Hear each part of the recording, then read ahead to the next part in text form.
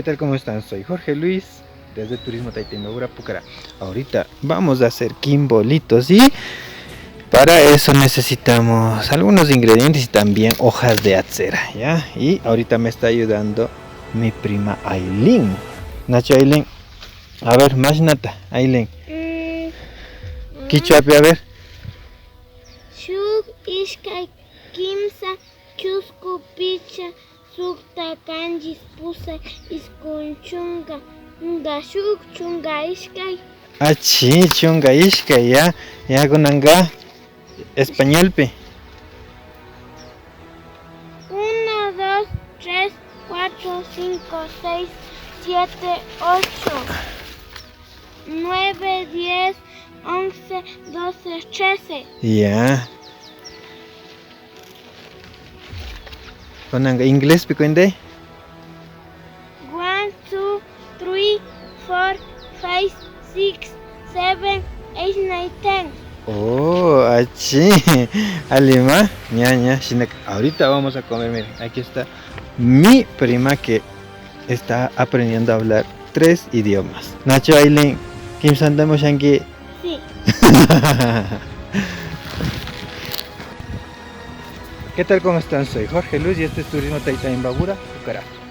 Recordando viejos tiempos de hace años, cuando de niño venía a pastar el ganado acá arriba al cerro, al terreno de mis abuelos, y hoy estoy de comedido ayudando a llevar.